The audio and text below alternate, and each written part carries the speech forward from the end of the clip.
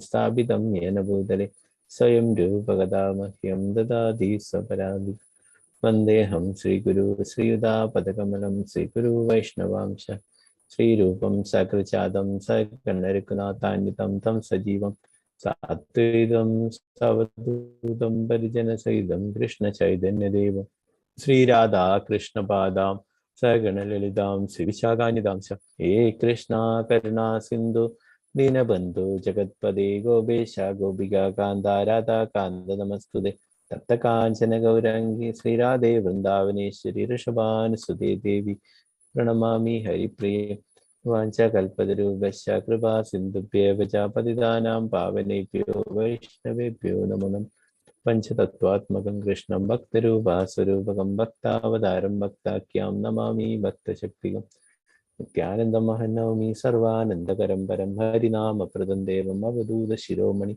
नमो महावदन्याय कृष्णप्रेमप्रदायते कृष्णाय कृष्णचैतन्यनाम्ने गौरिशे नमः नमो विष्णुपादाय कृष्णपृष्ठाय भूतले श्रीमते भक्तिवेदान्त स्वामिन्निधि नामिने नमस्ते सारस्वते देवे गौरवाणी प्रचारणे निर्विशेषा शून्यवादी पाश्चात्य देशधारणे जय श्री कृष्ण चैतन्य प्रभु नित्यानंद श्री अद्वैत गदाधर श्रीवासादि गौर भक्तवृंद हरे कृष्ण कृष्ण कृष्ण हरे हरे हरे राम राम राम हरे हरे गुरुवे गौरचंद्राय राधिकाय तदलय कृष्णाय कृष्णभक्ताय तद्भक्ताय नमो नमः श्री प्रभुपाद की जय गुरु महाराज की जय तय प्रमाणित हरे बोल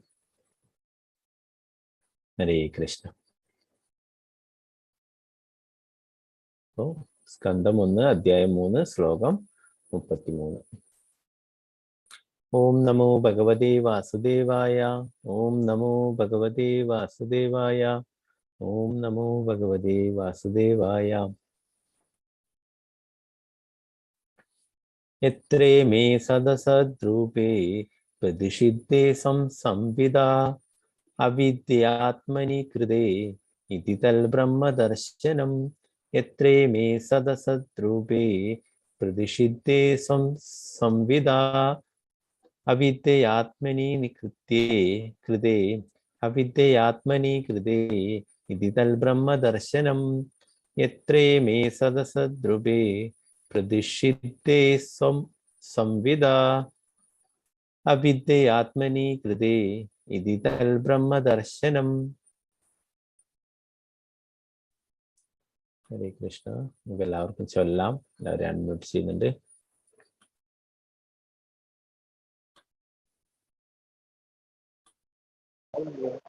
ഓം നമോ ഭഗവതേ വാസുദേവായ ഓം നമോ ഭഗവതേ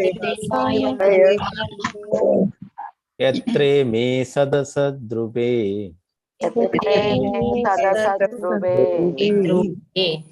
പ്രതിഷിദ്ധേ സ്വസംവിദാ അവിദ്യാത്മനി കൃതേ ഇതി തൽബ്രഹ്മദർശനം യത്രേ മേ സദസദ്രൂപേ പ്രതിഷിദ്ധേ സ്വസംവിദാ അവിദ്യാത്മനി കൃതേ ഇതി തൽബ്രഹ്മദർശനം ഹരേ കൃഷ്ണ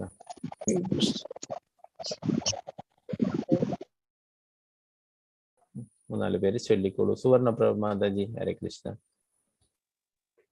ഹരേ കൃഷ്ണ പ്രഭുജി ഹരേ കൃഷ്ണ ഓം ഭഗവതേ വാസുദേവായ യത്രേ മേ സദസദ്രൂപേ പ്രതിഷിദ്ധേ സുസംവിദാ അവ്യജ്ഞയാത്മനി കൃതേ ഇതി തത് ബ്രഹ്മദർശനം ഹരേ കൃഷ്ണ ഹരേ കൃഷ്ണ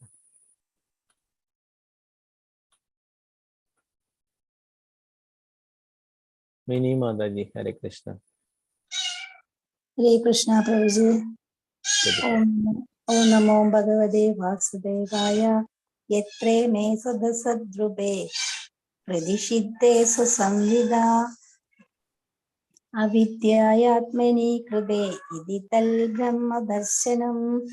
हरे कृष्ण। हरे कृष्ण। भारती अम्मा माता जी, हरे कृष्ण।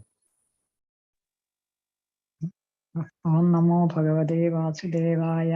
यत्रे मे सदसद्रूपे प्रतिषिद्धे स्वसंविदा अविद्ययात्मनि कृते इति तल् ब्रह्मदर्शनम्। हरे कृष्ण। हरे कृष्ण। वत्सला माता जी, हरे कृष्ण।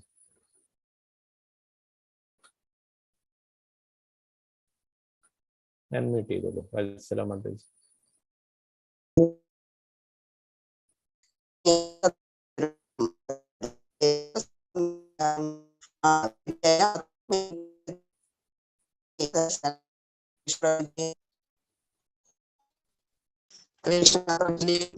हरे कृष्ण।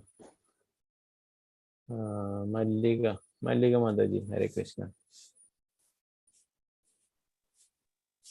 हरे कृष्ण। ओम नमो भगवते वासुदेवाय। यत्रे मे सदसन्द्रूपे प्रतिष्ठिते संविदा अविद्ययात्मनि कृते इति तल् ब्रह्म दर्शनम्। हरे कृष्ण। हरे कृष्ण। मालती माता जी, हरे कृष्ण।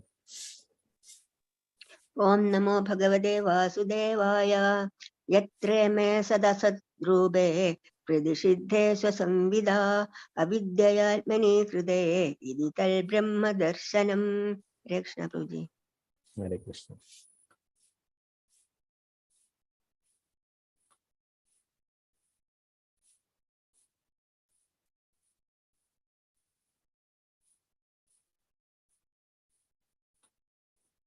बिनी माता जी, हरे कृष्ण। हरे कृष्ण प्रभु जी। हरे कृष्ण। ओम नमो भगवते वासुदेवाय। यत्रे मे सदसद्रूपे प्रतिषिद्धे स्वसंविदा अविद्ययात्मनि कृते इति तल् ब्रह्म दर्शनम्। हरे कृष्ण। हरे कृष्ण। विजयनारायण माता जी, हरे कृष्ण। हरे कृष्ण प्रभु जी। हरे कृष्ण। ओम नमो भगवते वासुदेवाय। यत्र मे सदसद्रूपे प्रतिषिद्धे स्वसंविदा अविद्ययात्मनि कृते इति तल् ब्रह्म दर्शनम्। हरे कृष्ण। हरे कृष्ण। श्रीजा माता जी, हरे कृष्ण। हरे कृष्ण प्रभु जी। ओम हरे नमो कृष्ण। भगवते वासुदेवाय। यत्रे मे सदसद्रूपे प्रतिषिद्धे संविदा अविद्ययात्मनि कृते इति तत् ब्रह्म दर्शनम्। हरे कृष्ण। हरे कृष्ण। पद्मा कुमारी माता जी, हरे कृष्ण। हरे कृष्ण प्रभु जी। ओम नमो भगवते वासुदेवाय। यत्रे मे सदसद्रूपे प्रतिष्ठिते स्वसंविदा अविद्ययात्मनि कृते इति तद् ब्रह्म दर्शनम्। हरे कृष्ण।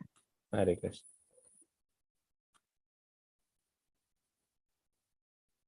रामचंद्र प्रभु, हरे कृष्ण। ओम नमो भगवते वासुदेवाय। यत्रे मे सदसद्रूपे प्रतिषिद्धे स्वसंविदा अविद्ययात्मने कृते इति तल् ब्रह्म दर्शनम्। हरे कृष्ण। हरे कृष्ण।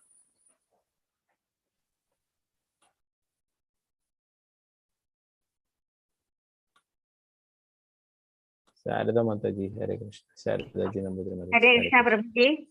हरे कृष्ण। ओम नमो भगवते वासुदेवाय। यत्रे मे सदसद्रूपे प्रतिषिद्धे स्वसंविदा अविद्ययात्मनि कृते इति तल् ब्रह्म दर्शनम्। हरे कृष्ण। हरे कृष्ण।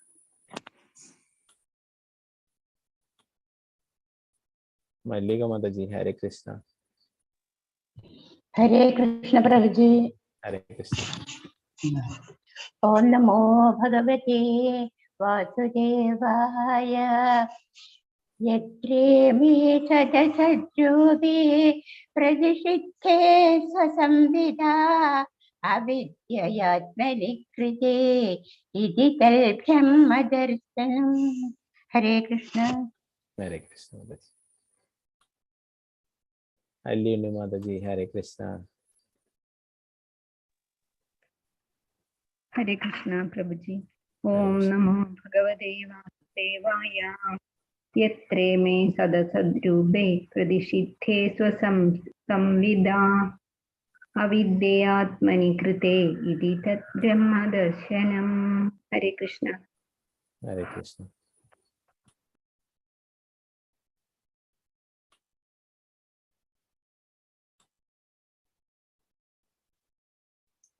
നമുക്ക് ഇനി ഒരു ശ്ലോകം കൂടിയുണ്ട്. അപ്പോൾ മറ്റുള്ളവർക്കൊക്കെ ആ ശ്ലോകം ചൊല്ലാം. ആരും കൈ താഴ്ത്തണ്ട. അടുത്ത ശ്ലോകം നിങ്ങൾക്ക് ചൊല്ലാം. അതിന്റെ പദാനുപദാർത്ഥവും വിവർത്തനം ഭാവാർത്ഥം നമുക്ക് നോക്കാം.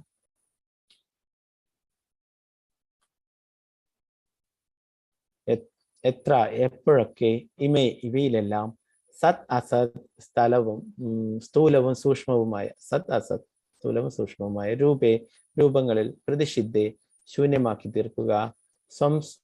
സംസവിത ആത്മസാക്ഷാത്കാരത്താൽ അവിദ്യയാൽ ആത്മാനി സാക്ഷാത്കാരത്താൽ ഹൃദയ നിവേശിപ്പിച്ചു.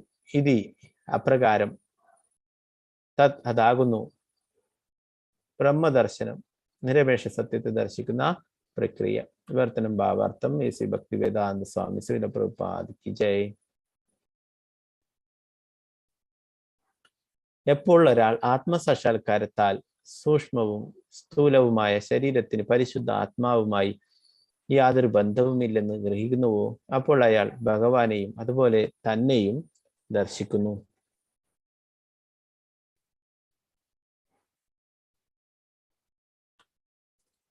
ഭാവാർത്ഥം വായിക്കുന്നു രാജി മാതാജി. വായിച്ചോളൂ, ഭാവാർത്ഥം വായിച്ചോളൂ മാതാജി. ഹരേ കൃഷ്ണ. ഹരേ കൃഷ്ണ പ്രഭുജി.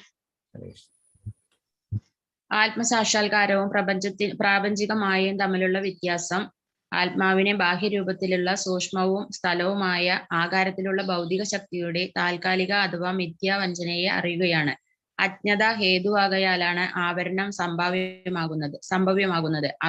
അവിധമുള്ള ആവരണങ്ങൾ പരമദിവ്യോത്തമ പുരുഷനിൽ ഒരിക്കലും ദൃശ്യമല്ല. ഇതിനെ നിരപേക്ഷമായി ഗ്രഹിക്കുന്നതിനെ മുക്തി അഥവാ നിരപേക്ഷ സത്യദർശനം എന്ന് വിശേഷിപ്പിക്കുന്നു. പരിപൂർണമായ ആത്മസാക്ഷാത്കാരം ദൈവികമായ അഥവാ ആത്മീയ ജീവിതം അനുവർത്തിക്കുന്നത് വഴി സാധ്യമാണെന്ന് ഇത് അർത്ഥമാക്കുന്നു. സൂക്ഷ്മവും സ്ഥലവുമായ ശരീരങ്ങളുടെ ആവശ്യകതകളോട് ഉദാസീനത കാട്ടുകയും അതേസമയം ആത്മാവിന്റെ പ്രവർത്തനങ്ങളെ ഗൗരവപരമായി സമീപിക്കുകയും ചെയ്യുകയാണ് ആത്മസാക്ഷാത്കാരം കൊണ്ട് അർത്ഥമാക്കുന്നത്. പ്രവർത്തനങ്ങൾക്കുള്ള പ്രചോദനം ആത്മാവിൽ നിന്നാണ് ഉത്ഭവിക്കുന്നത്. എന്നാൽ അവിധ പ്രവർത്തനങ്ങൾ ആത്മാവിന്റെ യഥാർത്ഥ അവസ്ഥയുടെ അജ്ഞാത ഹേതുവാകയാൽ മായികമായി തീരുന്നു. അവ്യാദ്യയാൽ സ്വതാൽപര്യങ്ങളെ സ്ഥൂലവും സൂക്ഷ്മവുമായ ശരീരങ്ങളാൽ കണക്കാക്കുന്നു. ആകയാൽ ജന്മജന്മാന്തരങ്ങളുമായുള്ള സമ്പൂർണ്ണ പ്രവർത്തന പദ്ധതികളും ഉപയോഗശൂന്യവുമായി തീരുന്നു. എങ്കിലും ഇപ്പോൾ ഒരാൾ ഉചിത സംസ്കാരത്തോടെ ആത്മാവിനെ ദർശിക്കുന്നുവോ അപ്പോൾ ആത്മാവിന്റെ പ്രവർത്തനങ്ങൾ ആരംഭിക്കുന്നു. ആകയാൽ ആത്മാവിന്റെ പ്രവർത്തനങ്ങളിൽ വ്യാപൃതനായ ഒരാളെ ജീവൻ മുക്ത അഥവാ ബന്ധാവസ്ഥയിലും സ്വതന്ത്രമായ വ്യക്തി എന്ന് വിശേഷിപ്പിക്കുന്നു. ഹരേ കൃഷ്ണ. ഹരേ കൃഷ്ണ ബാബുജി. ബിന്ദു മാതാജി വായിച്ചോളൂ ബാക്കി. ഹരേ കൃഷ്ണ. ഹരേ കൃഷ്ണ പ്രഭുജി. സ്ക്രീൻ ഉയർത്താവോ? കൃത്രിമ മാർഗത്തിലൂടെ ആത്മസാക്ഷാത്കാരത്തിന്റെ പരിപൂർണ അവസ്ഥ പ്രാപ്തമാക്കുക സാധ്യമല്ല. എന്നാൽ നിത്യ അതീന്ദ്രിയ അവസ്ഥയിലുള്ള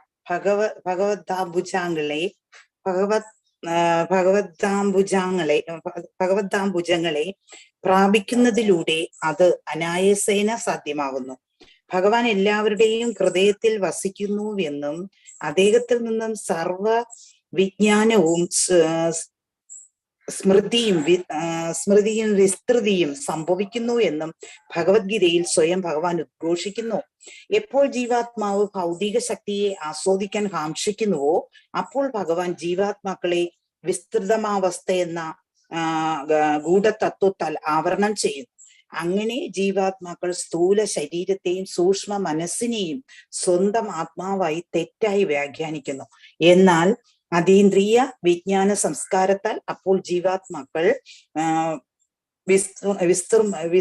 വിസ്മൃതാവസ്ഥയുടെ കുരുക്കിൽ നിന്നും മോചിതമാകാൻ ഭഗവാനോട് പ്രാർത്ഥിക്കുന്നുവോ അപ്പോൾ ഭഗവാൻ അദ്ദേഹത്തിന്റെ അഹൈതുകമായ കാരുണ്യത്താൽ ജീവാത്മാക്കളുടെ മായാ തിരശീലയെ നീക്കം ചെയ്യുന്നു. അപ്രകാരം അവൻ ആത്മാവിനെ സാക്ഷാത്കരിക്കുന്നു. അനന്തരം അവൻ തന്റെ ശാശ്വതമായ വ്യവസ്ഥാപിത അവസ്ഥയിൽ നിവിഷ്ടനായി സ്വയം ഭഗവത് സേവനത്തിൽ നിരതനായിക്കൊണ്ട് ബദ്ധജീവിതത്തിൽ നിന്ന് സ്വതന്ത്രനായി തീരുന്നു. ഇവയെല്ലാം തന്നെ ഭഗവാന്റെ ഭാഗ്യശക്തിയാലോ അഥവാ പ്രത്യക്ഷമായി ആന്തരിക ശക്തിയാലോ ഭഗവാനാൽ സ്വയം നിർവഹിക്കപ്പെടുന്നു. ഹരേ കൃഷ്ണ പ്രഭുജി. ഹരേ കൃഷ്ണ. ശ്രീല പ്രഭുപാദ് കി ജയ്.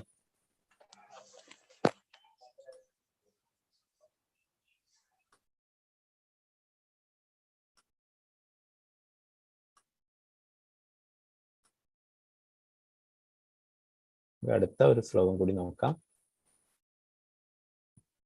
ശ്ലോകം 34. ഓം നമോ ഭഗവതേ വാസുദേവായ. ഇത്യേഷാ പരിതാ ദേവി മായാ വൈശാരദീമതി സമ്പന്ന ഏവേദി വിദുർ മഹിംനി സ്വേ മഹീയതേ.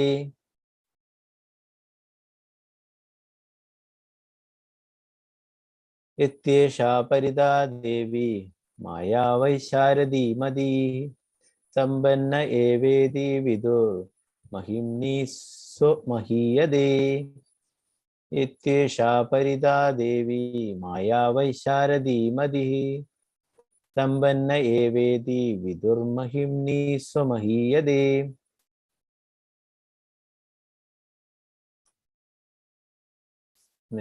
രണ്ടു മൂന്ന് പേര് ചൊല്ലിക്കോളൂ. നേരത്തെ ചൊല്ലാത്തവരെ ആരെങ്കിലും ഉണ്ടെങ്കിൽ ചൊല്ലിക്കോളൂ. ഷീജ മാതാജി, ഹരേ കൃഷ്ണ, ചൊല്ലിക്കോളൂ. അൺമ്യൂട്ട് ചെയ്തോളൂ മാതാജി. ഹരേ കൃഷ്ണ പ്രഭുജി. ഓം നമോ ഭഗവതേ വാസുദേവായ. യദ്യേഷോ പരിതാ ദേവി മായാ വൈശാരദീമതി സമ്പന്ന ഏവേദി വിദുർ മഹിന്മി സ്വേ മഹീയതേ. ഹരേ കൃഷ്ണ പ്രഭുജി. ഹരേ കൃഷ്ണ. ബിന്ദു മാതാജി, ഹരേ കൃഷ്ണ.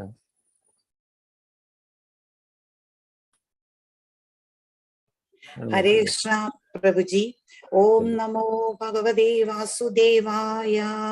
യദ്യശോ പരിതാ ദേവി മായാ വൈശാരദീമതി സമ്പന്ന ഏവേദി വിദുർമഹിമിനി സോ മഹീയതേ.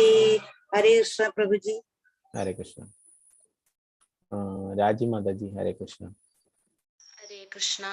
യദ്യേഷാ പരിതോ ദേവി മായാ വൈശാരദീമതി സമ്പന്ന ഏവേദി വിദുർ മഹിത്മിനി സോ മഹീയതേ.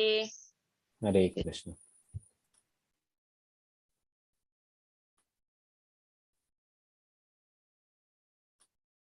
നമുക്കതിന്റെ പദാനുപദാർത്ഥം വിവർത്തനം ഭാവാർത്ഥം നോക്കാം. യതി അങ്ങനെയായാലും എത്രയായാലും, യേഷ അവർ, ഉപരത പ്രശമിച്ചു, ദേവി മായ മായാശക്തി, വൈശാരദി വിജ്ഞാന സമ്പൂർണം, മതി പ്രബുദ്ധത, സമ്പന്ന സമൃദ്ധമാകുക ഏവ നിശ്ചയമായും, ഇതി അപ്രകാരം, വിദു അഭിജ്ഞാനമുള്ളവനായി തീരുക, മഹിംനി മഹാത്മ്യങ്ങളിൽ, സ്വേ ആത്മാവിൽ, മഹീയതേ സ്ഥാപിതമായിരിക്കുന്നു. വിവർത്തനം. ഭഗവത് കൃപയാൽ മായാപ്രഭാവം ശമിക്കുകയും ജീവാത്മാക്കൾ വിജ്ഞാനത്താൽ സമ്പൂർണമായി സമ്പന്നരാകുകയാണെങ്കിൽ അനന്തരം അവൻ തൽക്ഷണം ആത്മസാക്ഷാത്കാരത്താൽ പ്രബുദ്ധനാകുകയും അപ്രകാരം അവന്റെ സ്വമഹാത്മ്യത്തിൽ നിവിഷ്ടനായി തീരുകയും ചെയ്യുന്നു.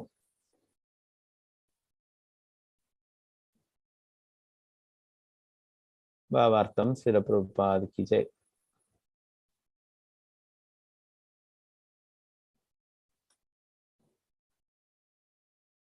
സ്വർണ്ണപ്രഭുമാതാജി, ഹരേ കൃഷ്ണ. വായിച്ചു. ഹരേ കൃഷ്ണ പ്രഭുജി. ഹരേ കൃഷ്ണ. ഭഗവാൻ സർവാതിശയനും അതീന്ദ്രിയ നിരപേക്ഷകനുമാകയാൽ ഭഗവാന്റെ സർവനാമങ്ങളും രൂപങ്ങളും ലീലകളും ഗുണങ്ങളും സന്തത സഹചാരികളും ശക്തികളുമെല്ലാം ഭഗവാനിൽ നിന്നും അഭിന്നങ്ങളാണ്. ഭഗവാന്റെ അനന്തശക്തിക്ക് അനുസൃതമായി ഭഗവത് ശക്തികൾ പ്രവർത്തിക്കുന്നു. ഭഗവാന്റെ അതേ ശക്തി തന്നെയാണ് ആന്തരികവും ബാഹ്യവും പ്രാന്തീയവുമായ ശക്തികളായി പ്രവർത്തിക്കുന്നത്. മാത്രവുമല്ല, ഭഗവാന്റെ അനന്തശക്തിയാൽ ഭഗവാൻ എന്തും ഏതും മുൻപറഞ്ഞ ഏതെങ്കിലും ശക്തികളുടെ കർത്തൃത്വത്താൽ നിർവഹിക്കുന്നു. സ്വഇച്ഛയാൽ ബാഹ്യശക്തിയെ ആന്തരിക ശക്തിയായി രൂപാന്തരപ്പെടുത്താൻ ഭഗവാൻ കഴിയുന്നു. ഭൗതിക ശക്തിയുടെ മായിക പ്രപഞ്ചം ആസ്വദിക്കാൻ ആഗ്രഹിക്കുന്ന ജീവാത്മാക്കളെ മായാ വ്യാമോഹത്തിന് വിധേയമാക്കാൻ നിയുക്തമായ ഭഗവാന്റെ ബാഹ്യശക്തി ബദ്ധാത്മാക്കളുടെ പശ്ചാത്താപത്തിലൂടെയും തപസ്യയിലൂടെയും ഭഗവതിച്ഛയാൽ പ്രശമിക്കുന്നു. മാത്രവുമല്ല, അതേ ശക്തി അനന്തരം പരിശുദ്ധ ജീവാത്മാക്കളെ ആത്മസാക്ഷാത്കാര പാതയിലെ ഉന്നമനത്തിന് സഹായകമാമിധം പ്രവർത്തിക്കുന്നു. ഇതുമായി ബന്ധപ്പെട്ട് വൈദ്യുത ശക്തിയുടെ ദൃഷ്ടാന്തം അത്യുത്തമമാണ്. അനുയോജ്യമായ ക്രമീകരണത്തിലൂടെ മാത്രം വൈദ്യുതി വിദഗ്ധൻ ഒരേ വിദ്യുത് ശക്തിയെ ചൂടാക്കാനും തണുപ്പിക്കാനും വിനിയോഗിക്കുന്നു. അതേപോലെ ജനന മരണ ആവർത്തന ചക്രത്തിൽ ജീവാത്മാക്കളെ സംഭ്രാന്തരാക്കുന്ന ബാഹ്യശക്തി ഭഗവതിച്ഛയാൽ ആന്തരിക ശക്തിയായി രൂപാന്തരം പ്രാപിച്ച് ജീവാത്മാക്കളെ ശാശ്വത ജീവിതത്തിലേക്ക് നയിക്കുന്നു. അപ്രകാരം എപ്പോൾ ജീവാത്മാക്കൾക്ക് ഭഗവത് അനുഗ്രഹം ലഭിക്കുന്നുവോ അപ്പോൾ അവൻ ശാശ്വതമായ ആത്മീയ ജീവിതം ആസ്വദിക്കാനായി അവൻ്റെതായ ഉചിത വ്യവസ്ഥാപിത പദവിയിൽ നിവേശിക്കപ്പെടുന്നു. ഹരേ കൃഷ്ണ പ്രഭു.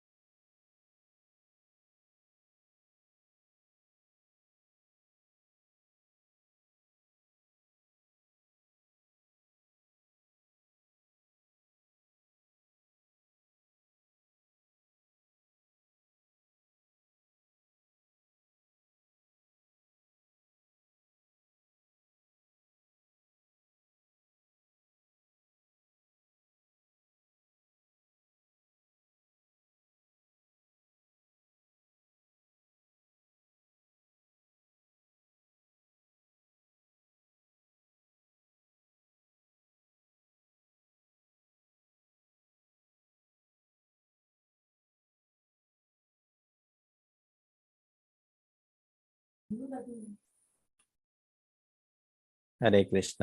ഇപ്പോ ഇതിൻ്റെ അകത്ത് 33-ാമത്തെ ശ്ലോകത്തില് പറയുന്നത് ആത്മസാക്ഷാത്കാരത്തിന്റെ പ്രാധാന്യത്തെ കുറിച്ചാണ് അല്ലെ. എപ്പോൾ ഒരാൾ ആത്മസാക്ഷാത്കാരത്താൽ സൂക്ഷ്മവും സ്ഥൂലവുമായ ശരീരത്തിന് പരിശുദ്ധ ആത്മാവുമായി യാതൊരു ബന്ധമില്ലെന്ന് ഗ്രഹിക്കുന്നുവോ അപ്പോൾ അയാൾ ഭഗവാനെയും അതുപോലെ തന്നെയും ദർശിക്കുന്നു.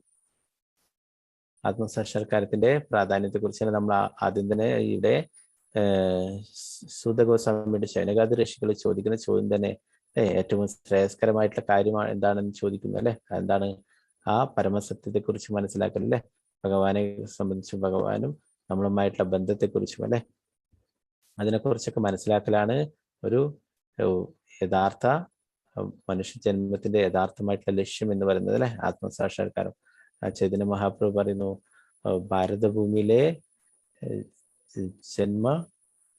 മനുഷ്യജന്മയാരോ ജന്മസാർത്ഥക്കരെ കരോ പരോപകാരം. ഭാരതഭൂമിയിൽ മനുഷ്യ ജന്മം എടുത്തിട്ടുള്ള ഓരോരോ ആൾക്കാരും സ്വയം ആത്മസാക്ഷാത്കാരം നേടുക, അതുപോലെ തന്നെ മറ്റുള്ളവർക്കും ആ ഭഗവാനെ കുറിച്ചുള്ള കാര്യങ്ങൾ പറഞ്ഞു കൊടുക്കുക, അവരെയും ആത്മസാക്ഷാത്കാരത്തിന്റെ പാതയിൽ എത്തിക്കുക. അതാണ് ശരിയായിട്ടുള്ള പരോപകാരം എന്ന് പറയുന്നത് എന്ന് ചൈതന്യ മഹാപ്രഭു തന്നെ പറയുന്നു അല്ലെ. അപ്പോ മനുഷ്യജന്മത്തിന്റെ യഥാർത്ഥ ലക്ഷ്യം എന്ന് പറയുന്നത് നമ്മളും ഭഗവാൻ ആരാണെന്ന് മനസ്സിലാക്കുക അല്ലെ, നമ്മൾ ഭഗവാനുമായുള്ള ബന്ധത്തെക്കുറിച്ച് മനസ്സിലാക്കുക അല്ലെ, നമ്മൾ ഭഗവാന്റെ ആ സേവകനാണെന്നുള്ള ആ സത്യം അല്ലെ, ജീവര സ്വരൂപ ഹോയി നിത്യര കൃഷ്ണദാസ, ഭഗവാന്റെ നിത്യ സേവകനാണെന്നുള്ള ആ സത്യം മനസ്സിലാക്കിയിട്ട് ഭഗവാന്റെ ഭക്തിയുത സേവനത്തിൽ ഏർപ്പെടുക അല്ലെ. അതാണ് ശരിയായിട്ടുള്ള ഈ മനുഷ്യജന്മം കൊണ്ട് ഉദ്ദേശിച്ചിട്ടുള്ളത് അല്ലെ. നമ്മൾ പഠിച്ചു ഭഗവത്ഗീത ക്ലാസ്സിലൊക്കെ എന്താണ്, നമ്മള് മറ്റുള്ള മൃഗങ്ങളും മനുഷ്യരും തമ്മിലുള്ള വ്യത്യാസം എന്താണ്? മനുഷ്യർക്ക് ഉയർന്ന ബുദ്ധി തന്നിട്ടുണ്ട് അല്ലെ. നമ്മൾ 4 തരത്തിലുള്ള കാര്യങ്ങളൊക്കെ നമ്മൾ ഭഗവത്ഗീതയിൽ ചർച്ച ചെയ്തിട്ടുണ്ടായിരുന്നു അല്ലെ. എന്താണ് ആഹാരം, നിദ്ര, ഭയം, മൈഥുനം അല്ലെ. ഇത് മനുഷ്യരെ പോലെ തന്നെ മൃഗങ്ങളും ഒക്കെ ചെയ്യുന്നുണ്ട് അല്ലെ. അപ്പോൾ അവരും എന്താണ് മനുഷ്യരെക്കാളും നന്നായിട്ട് ചെയ്യുന്നുണ്ട്. അപ്പൊ അതിൽ നിന്ന് വ്യത്യാസം എന്താണ്? മനുഷ്യർക്ക് ഉയർന്ന ബുദ്ധി തന്നിട്ടുണ്ട് അല്ലെ, ഭഗവാനെ കുറിച്ച് മനസ്സിലാക്കാനും ആ ഭക്തിത സേവനങ്ങളൊക്കെ ചെയ്യാനുമായിട്ടുള്ളത്. അത് നമ്മൾ ശരിയായ രീതിയിൽ ഉപയോഗിക്കുന്നില്ലെങ്കിൽ എന്താ പറയുന്നത്? പ്രഭുപാദ് പറയുന്നത് എന്താണ്? ഇരുകാലി മൃഗങ്ങളാണെന്ന് പറയും. നമുക്ക് മനുഷ്യജന്മം കിട്ടിയിട്ടുണ്ട്, എന്നാലും നമ്മുടെ ആ അവബോധം മൃഗത്തിന്റെ തുല്യമായി കഴിഞ്ഞാല് അല്ലെ, ഭക്തിത സേവനത്തിന്റെ പാതയിൽ വരുന്നില്ലെങ്കിൽ അവരൊക്കെ ആ 2 കാലുള്ള മൃഗങ്ങളെ പോലെയാണെന്ന് പറയുന്നു. ഓ നമുക്ക് ഈ എത്രയോ ജന്മങ്ങൾ ഉണ്ടായിട്ടില്ല അല്ലെ, നമുക്കറിയില്ല എത്ര ജന്മങ്ങൾ ഉണ്ടായിട്ടുണ്ട് അല്ലെ. അതിലൊക്കെ നമുക്ക് ഈ ഇങ്ങനെയുള്ള ഈ ഭൗതിക ആസ്വാദനത്തിന് വേണ്ടിയിട്ടുള്ള കാര്യങ്ങളൊക്കെ ആ ശരീരത്തിൽ എന്തൊക്കെ ശരീരം ഉണ്ടായെന്ന് അറിയില്ല അല്ലെ, എല്ലാ ആ ശരീരങ്ങളും നമുക്ക് അതൊക്കെ ചെയ്യാൻ സാധിക്കും അല്ലെ. മനുഷ്യജന്മം ആ ഭൗതികമായിട്ടുള്ള ഇന്ദ്രിയ സംതൃപ്തിക്ക് മാത്രമായിട്ടുള്ളതല്ല അല്ലെ. ആഹാരം, നിദ്ര, ഭയമൈഥുനം ഇതിനു വേണ്ടി മാത്രമായിട്ടുള്ളതല്ല അല്ലെ. ആ പരമസത്യത്തെ കുറിച്ച് മനസ്സിലാക്കാനാണുള്ളത് അല്ലെ. അതല്ലെങ്കിൽ എന്താ പറയുന്നത്? നമ്മള് ചന്ദനമരം അല്ലെ, ചന്ദനമരം എന്തിനാണ് നമ്മൾ ഉപയോഗിക്കുക? ചന്ദനം തൊടാനും പിന്നെ ചന്ദന തൈലം ഉണ്ടാക്കാനും അങ്ങനെയുള്ള പൂജക്കും അങ്ങനെയൊക്കെയാണ് ചന്ദനമരം ഉപയോഗിക്കുക അല്ലെ. അപ്പോ ആ ചന്ദനമരത്തിന്റെ പ്രാധാന്യം അറിയാത്ത ആൾ എന്താ ചെയ്യുക? അത് കാട്ടിൽ പോയിട്ട് അതൊരു സാധാരണ വിറകാണെന്ന് പറഞ്ഞിട്ട് അത് വെട്ടിയിട്ട് കൊണ്ടുവന്നിട്ട് എന്താണ് ആ ഭക്ഷണമൊക്കെ ഉണ്ടാക്കും അല്ലെ, അടുപ്പ് കത്തിക്കാൻ ഉപയോഗിക്കും. ചന്ദനമരത്തിന്റെ പ്രാധാന്യം അറിയുന്നവരെന്താണ് അത് പൂജക്കും മറ്റുള്ള ആവശ്യങ്ങൾക്കൊക്കെ ആയിട്ട് ഉപയോഗിക്കും അല്ലെ. അറിയാത്തവര് അതൊരു സാധാരണ വിറകായിട്ട് കരുതിയിട്ട് അടുപ്പ് കത്തിക്കാനോ വിട്ട് ഉപയോഗിക്കുന്നു. അപ്പോൾ അതുപോലെ ആവരുത് അല്ലെ. നമ്മുടെ ഈ മനുഷ്യജന്മം എന്ന് പറയുന്നത് അത്രയും ശ്രേഷ്ഠമായിട്ടുള്ള, നമ്മൾ പഠിച്ചു 84 ലക്ഷം ജീവിവർഗങ്ങളുണ്ട് അല്ലെ. അതില് ഏറ്റവും ചുരുക്കമായിട്ട് 4 ലക്ഷം മാത്രമേ മനുഷ്യ വർഗം തന്നെയുള്ളൂ അല്ലെ. അതിലെ അങ്ങനെയുള്ള മനുഷ്യ വർഗത്തിൽ തന്നെ എന്താണ് നമുക്ക് ഭഗവാനെ കുറിച്ച് മനസ്സിലാക്കാനായിട്ട് കൃഷ്ണാവബോധത്തിൽ എത്തിച്ചേരുക എന്ന് പറയുന്നത് തന്നെ അത്രയും ഭാഗ്യം ചെയ്ത ആത്മാക്കൾക്ക് മാത്രം സാധിക്കുന്ന അല്ലെ. ബ്രഹ്മാണ്ഡേ ഭ്രമിതേക്കോൻ ഭാഗ്യവാൻ ജീവ് ഗുരു കൃഷ്ണ പ്രസാദേപ്പായ് ഭക്തി ലതാ ബീച്ച്. ആ അനേകം ജന്മങ്ങൾ അനേകം ബ്രഹ്മാണ്ഡങ്ങളിൽ അവിടെയൊക്കെ കറങ്ങി തിരിഞ്ഞിട്ട് അവസാനം ഗുരുവിന്റെയും കൃഷ്ണന്റെയും കാരുണ്യം കൊണ്ടാണ് ഒരാൾക്ക് ആ കൃഷ്ണാവബോധം ഭഗവാനെ കുറിച്ച് മനസ്സിലാക്കുന്നത് അല്ലെ. ഭഗവത്ഗീതയിൽ തന്നെ നമ്മൾ പഠിച്ചു ബഹുനാം ജന്മനാമന്തേ ജ്ഞാനവാൻമാൻ പ്രവർത്തന്റെ വാസുദേവ സർവമിതി സമഹാത്മ സുദുർലഭ എന്ന് പറഞ്ഞു. അത്രയും വിരളമായിട്ട് മാത്രമേ ഉള്ളൂ അങ്ങനെയുള്ള ആ മഹാത്മാക്കൾ. ശ്രീകൃഷ്ണ ഭഗവാനാണ് പരമദിവ്യോത്തമ പുരുഷൻ എന്ന ആ സത്യം മനസ്സിലാക്കുന്നത്. അപ്പൊ അത് ഏറ്റവും എന്താണ് ശ്രേയസ്കരമായിട്ടുള്ള കാര്യം അതാണ്. നമ്മൾ ഭഗവാനെ കുറിച്ച് മനസ്സിലാക്കുക, ഭഗവാനും നമ്മളും തമ്മിലുള്ള ബന്ധം മനസ്സിലാക്കുക അല്ലെ, ഭക്തിയുടെ സേവനങ്ങൾ ചെയ്യുക അല്ലെ. അത് പിന്നീട് മറ്റുള്ളവർക്കും പറഞ്ഞു കൊടുക്കുക ഭഗവാനെ സംബന്ധിക്കുന്ന കാര്യങ്ങളൊക്കെ അല്ലെ. നമ്മൾ ഭഗവത്ഗീതയിൽ പഠിച്ചു, ഭഗവാൻ പറയുന്നു എന്റെ ഈ സന്ദേശങ്ങൾ ആരാണോ പ്രചരിപ്പിക്കുന്നത് അവരാണ് എനിക്ക് ഏറ്റവും പ്രിയപ്പെട്ടവരെന്ന് നമ്മൾ ഭഗവത്ഗീത ക്ലാസ്സിൽ 18-ാം അധ്യായത്തിലൊക്കെ പഠിച്ചു അല്ലെ. അപ്പൊ ഭഗവാന്റെ ഈ സന്ദേശങ്ങൾ ഭഗവാനെ കുറിച്ചുള്ള കാര്യങ്ങൾ അതല്ലേ മറ്റുള്ളവർക്കും പറഞ്ഞു കൊടുക്കും. അതാണ് യഥാർത്ഥമായിട്ടുള്ള പരോപകാരം അല്ലെ. മറ്റുള്ള വസ്തുക്കളൊക്കെ നമ്മൾ കൊടുക്കും, ആൾക്കാർ ചാരിറ്റി ആയിട്ട് പലതും ചെയ്യും അല്ലെ. അപ്പൊ അതൊക്കെ തൽക്കാലത്തേക്ക് മാത്രമല്ല, എന്നാൽ ശാശ്വതമായിട്ടുള്ള പരിഹാരമായിട്ടുള്ള എന്താണ്? അവരെ വീണ്ടും ഇവിടെ ജന്മമൃത്യു ജരാവ്യാധി ചക്രത്തിൽ പെടാതിരിക്കാൻ അല്ലെ, അവർ തിരിച്ച് ഭഗവാന്റെ അടുത്തേക്ക് പോകാൻ നമ്മൾ സഹായിക്കുന്നതാണ് ഈ ആത്മജ്ഞാനം അല്ലെ. ആത്മീയമായിട്ടുള്ള പാതയിലേക്ക് അവരെ കൊണ്ടുവരിക എന്നുള്ളത് അല്ലെ. അത് ഭഗവാൻ ഏറ്റവും പ്രിയപ്പെട്ടവരാണ്. അങ്ങനെയുള്ളവര് ഭഗവാൻ ഏറ്റവും പ്രിയപ്പെട്ടവരാണ്. പ്രഭുപാദർ അല്ലെ, ശ്രീല പ്രഭുപാദർ എത്രയോ ലക്ഷക്കണക്കിന് ആത്മാക്കളെ ആ ഭഗവാന്റെ സേവനത്തിലേക്ക് ഉൾപ്പെടുത്തുകയുണ്ടായി അല്ലെ. അവരൊക്കെ കൃഷ്ണാവബോധത്തിലേക്ക് കൊണ്ടുവരികയുണ്ടായി. പ്രഭുപാദരെ ഭഗവാൻ അത്രയും പ്രിയപ്പെട്ടതാണ്.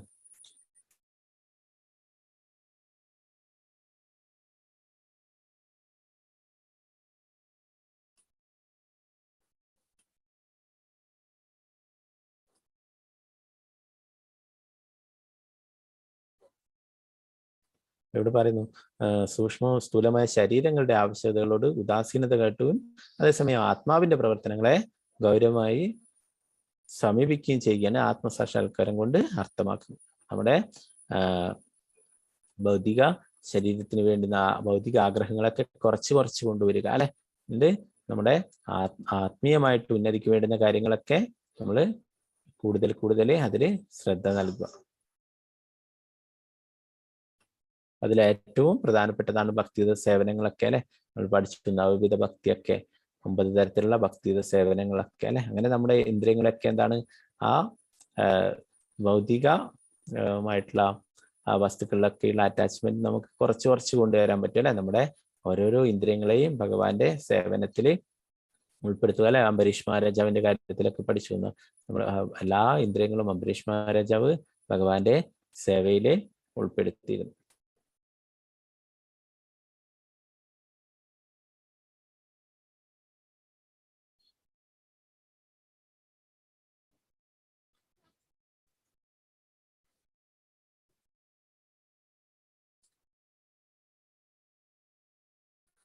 കൃത്രിമ മാർഗത്തിലൂടെ ആത്മസാക്ഷാത്കാരത്തിന്റെ പരിപൂർണ അവസ്ഥ പ്രാപ്തമാക്കുക സാധ്യമല്ല. എന്നാൽ നിത്യ അതീന്ദ്ര അവസ്ഥയിലുള്ള ഭഗവത് പദാംബുജങ്ങളെ പ്രാപിക്കുന്നതിലൂടെ അത് അനായാസേന സാധ്യമാകുന്നു.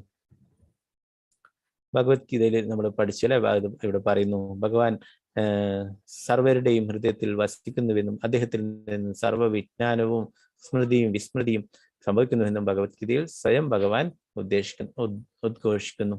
നമ്മൾ ഭഗവത്ഗീതയിൽ പഠിച്ചു, സർവസ്യജാഹം ഹൃദി സന്നിവിഷ്ടോ മത്ത സ്മൃതിജ്ഞാനം അബോഹനം ച വേദേശ സർവേരഹമേവ വേദ്യം വേദാന്തകൃത് വേദ വിദേവചാഹം. ഭഗവാനാണ് നമുക്ക് സ്മൃതിയും വിസ്മൃതിയും അല്ലെ, ഓർമ്മയും മറവിയും ഇതൊക്കെ തരുന്നത്. സർവ വിജ്ഞാനവും ഒക്കെ ലഭിക്കുന്നത്.